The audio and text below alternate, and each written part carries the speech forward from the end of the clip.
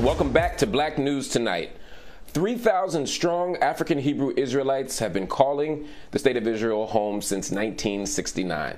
But there remains an ongoing push to deport them in gradual steps. A recent report by the Times of Israel reveals that last Thursday, the Interior Ministry's Population and Immigration Authority has sent 51 members of the Hebrew Israelites letters ordering them to leave by September 23rd. And these letters were dated August 9th, shortening the deportation time frame by a whole month. Hebrew Israelites live predominantly in the southern city of Dimona.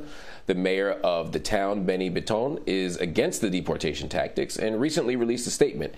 In it, he says, "In a conversation I had with the Interior Minister, we arranged for an urgent hearing in her office in order to cancel the deportation of members of the Hebrew community. In addition, Minister Shaked promised to freeze the deportation proceedings until the hearing. Residents of Dimona, members of the Hebrew community, I want to tell you one thing. As long as I'm here, I will not lend a hand in this horrible expulsion." Joining me now from Dimona, Israel, is Sar Amadiel Ben Yehuda. He is the Minister of Information for the African Hebrew Israelites of Jerusalem. Shalom, my brother. Welcome to the show. The Interior Ministry's Population and Immigration Authority sends y'all these letters, and it's not the first time that this is happening. The Dimona mayor is standing by your community. If you have the mayor supporting you, you all have been there for over 50 years. So many people have supported you. How is this happening? Why is this happening now? Shalom, Mark. Good to speak with you again, and thanks for having us.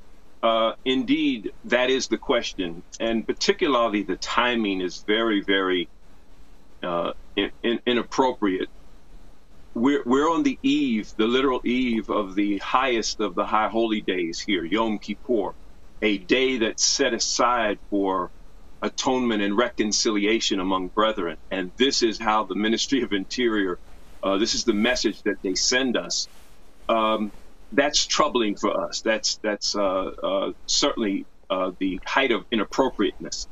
Where is the sensitivity? But as you said, this isn't something new. We've been here before throughout our history here. And there's no question that some of these, not some, but all of that 51, that they did fall between the cracks of legality where the immigration laws were concerned. But I would remind your viewers and remind, obviously, those who sit in the Ministry of Interior offices that Israel was founded upon the idea of an illegal immigration. It is how the state of Israel came into being, part and parcel of it. Those who were engaged in those activities 50, 60, 70 years ago, rather, that they are enshrined forever as heroes and heroines in the history of Israel. And so we find it quite inappropriate, quite disingenuous to serve these notices on the eve of this holy day. You weren't surprised by the ruling, which is interesting. I mean, when you came on the show a couple of months ago, some people had gotten notices. There was some hope that there'd be a stay, that there'd be some kind of pushback, that the state would change its mind. But since then, there hasn't been. Why are you not surprised that there hasn't been a change in sentiment or a change in policy from the state toward the African Hebrew Israelites of Jerusalem? Well, we're not surprised simply because this was an appeal to the same ministry and the same departments and the same functionaries who sit in the offices of the Ministry of Interior that were asked to make the appeal, and to ask them to rule against themselves was not quite, it wasn't something we had a lot of hope in. These are religious party functionaries. These are right-wing elements. And I have to be frank and say that these are racist elements that actually still hold many of these positions in that particular ministry. And that's not just us talking. There's a report that was prepared for a government ministry. It was the Ministry of Diaspora Affairs, and a rabbi, in one of his comments, he says there are clear racial elements in the Ministry of Interior, and some of its employees seem to harbor a hostile approach. Said these people should be removed from their posts.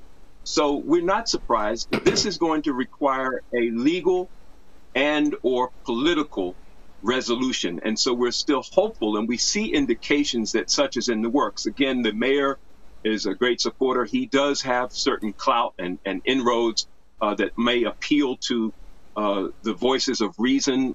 There was a new government finally after nearly 2 years of being in limbo here. There were no budgets. So what I'm saying is that it's a very, very fragile coalition that they were able to cobble together, and no one wants to upset a lot of these different support and elements within that coalition. So we'll see what happens, but we do see indications that they're looking for a way that they can come up with a resolution that doesn't compromise their fragility. So, I mean, this is very confusing to me. It's always been very confusing to me. You know, I've spent a great deal of time there. I've spent time with you in the community. I've seen what goes on there. I've never fully understood why at this juncture, why there'd be such a push to get you out. Race seems to be an issue that you're raising. I mean, many of the members were born and raised in Israel. They've never lived anywhere else. Many have served in the IDF. They served in the Israeli military. They've done the things that Israeli citizens do. What's their reason? I mean, what reason can they give other than we just don't think you belong? I don't know of anything that makes any sense, Mark. It does tie back. It does have its roots in a great fear. We would say it's an irrational fear, but it's a fear of the people of African ancestry all over the world that do have links to this land, and it's a fear of their awakening and wanting to identify and specifically wanting to then immigrate here. But let's deal with just one group, and we're not talking about the Africans in America, though. That's a major group in itself. Let's talk about the Igbo of Nigeria. Let's talk about the. Let me pause you for 1 minute, Amadiel, because I want you to get to the Igbo because that's actually an interesting point. But I want to play devil's advocate just a little bit here. The state of Israel will say, we're not racist. Yeah. We had Operation Moses. We've had Operation Jacob. We have literally airlifted Ethiopians during war and famine from the continent of Africa, from Ethiopia, and brought them into the state of Israel and made them citizens. So if we brought them in, clearly we're not racist. Maybe it's y'all. What do you say to that? First of all, we have knowledge that there are more than 240,000 more than were airlifted of Ethiopian Jews remaining in Ethiopia that the country has not moved to bring here, that are waiting, that want to come and immigrate to Israel, that have family members here. We would say, what happened to the continuation of that particular effort? It smacks of possibly that this was just a stopgap measure to say exactly that we're not racist because we've done X, Y, and Z. And we would say that that's disingenuous on their part. What can you say to people who say, why do you want to be there? You're black people, your origins are in Chicago, at least in modern history, Chicago, right? Ben Amin Ben Israel, left Chicago, went to Liberia, then goes to Israel. Y'all are from Chicago. Why not just go somewhere else? Why do y'all want to be in Israel so bad? What do you say to them? Well, you're right. I'm from D.C. And by the way, Mark, from Philly, conceived in Philly. We would simply say that we know that 60%. Right. I knew that. We would say that 60%, it is known that 60% of the Africans in America came through the port of Charleston, and that upwards of 60% of them were probably of Igbo origin, West African ethnic origins. Well, the Igbo, their historical narratives, their saga, their migration sagas point them to Israel.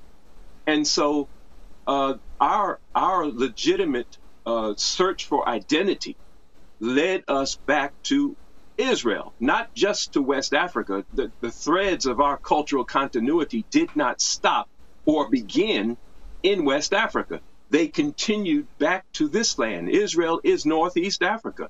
So this is the land of our ancestry.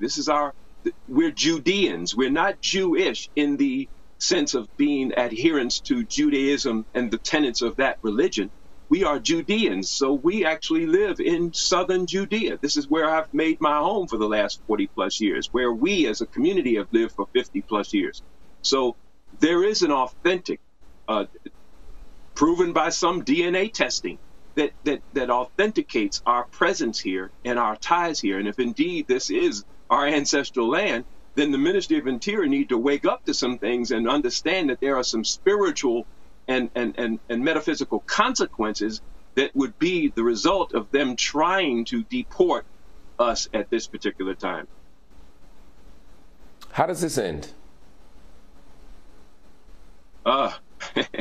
That's a good question, Mark. We're hopeful, and our hope again does not lie in the political or the legal. We have faith and hope. We are spiritual people. We believe in the organic link of the man and the land. We would simply say, as Ben-Ami has said before, we understand the gatekeepers having their responsibility, but again, that authority only goes but so far. Here on the eve of Yom Kippur, we would expect another decision. We would expect another intervention, so to speak. And again, in Ben-Ami's words, no power on earth will or can stop us from manifesting our destiny in this land. Well, my brother, we will be following this very closely. We'll keep our audience updated. And, of course, I want to thank you for staying up very, very early in the morning to make this happen. It is past 3 in the morning in Israel right now. So thank you for staying up and thank you for sharing your story.